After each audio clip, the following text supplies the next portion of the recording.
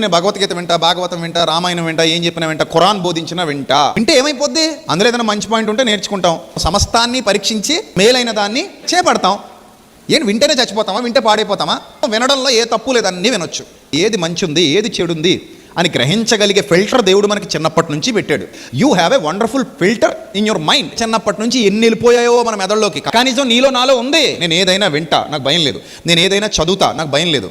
అది చూసి, అది విని, అది చదివి ఫిల్టర్ చేసుకుంటాను తప్ప మూర్ఖుల్లాగా అందులో మునిగిపోయే క్యారెక్టర్ నాది కాదు.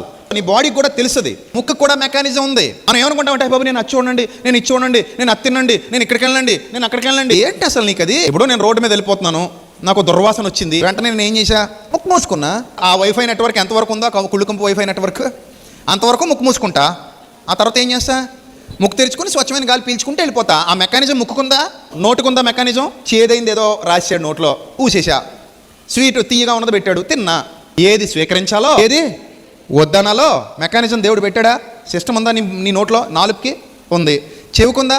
ఇప్పుడు 10 అవుట్లు తెచ్చి కట్టగట్టి వెలిగించాను అనుకో, ఏం చేస్తారు?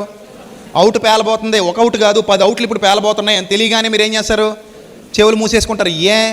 ఆ సౌండ్ భరించేంత కెపాసిటీ నాకు లేదు, అది వినదగిన సౌండ్ కాదు. చెవికి మెకానిజం ఉంది, కంటికి మెకానిజం ఉంది, ముక్కుకి మెకానిజం ఉంది. అంటే దేవుడు నీ శరీరానికి మాత్రమే మెకానిజం పెట్టాడు అనుకుంటున్నావా? వెర్రోడా, నీ మెదడుకు కూడా పెట్టాడు ఆ మెకానిజం. అందుకే నేను ఏ పుస్తకమైనా చదువుతా, నేను ఏదైనా వింటా, నేను ఏ వాసనైనా పీల్చుతా.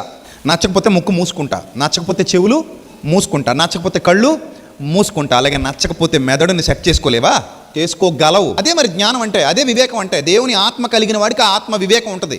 మీరు అది చూడొద్దండి, ఇది చూడొద్దంటే చూడకుండా ఎట్ట కుదురుద్ది? ఈ ప్రపంచంలో నువ్వు ఫోన్ తీసావు, ఏం చూడకుండా కుదురుతుంది నీకు డైలీ? అసలు ఫోన్ ఓపెన్ చేస్తే మనకు కనబడేది ఎక్కువ చెడ్డదే కనబడుద్ది, మంచిది ఎందుకు కనబడుద్ది? ఎక్కువ చెడ్డదే కనబడుద్ది. కానీ మనకు ఒక ఆప్షన్ ఉంది, స్క్రోల్ చేసిపోయే ఆప్షన్. సో స్క్రోల్ చేసుకుని వెళ్ళిపోతావు. నచ్చితే చూడు, నచ్చకపోతే మాని. ఆ నచ్చటం నచ్చకపోవడం అనేది నీ పునాది మీద ఆధారపడి ఉంటుంది. మీరు ఆ పునాది మీద కట్టబడుతున్నారు. సో చాలా మంది కింద ఉన్మాదం పెరిగిపోయింది. ఉన్మాదం. మీ దేవుడు మా దేవుడు, మీ మతం మా మతం, మీ కులం మా కులం, మీ జాతి మా జాతి, మీ వర్ణం మా వర్ణం, మీ వాడ మా వాడ. ఏంది దరిద్రం అంతా? కడుపు నిండి పొట్ట ఉబ్బిపోయి ఎక్కువ డబ్బులు వచ్చేసి పని పాట లేక ఒళ్ళు కొవ్వెక్కినోళ్ళు మాత్రమే ఇలాంటి పనికిమాలిన గొడవల్లో దిగజారుతారు. బుద్ధి జ్ఞానం వివేకం ఉన్నవాడు నాకు ఎప్పుడు ఏ అవసరం వస్తుందో తెలీదు. నేను వెళ్ళేటప్పుడు కారుకి యాక్సిడెంట్ రోడ్డు మీద మా ఫ్యామిలీ మొత్తం పడుకుని ఉండొచ్చు. అలాంటి టైంలో ఏ మతం వాడు వచ్చి లేపినా లేవడానికి నేను సిద్ధంగా ఉండాలి.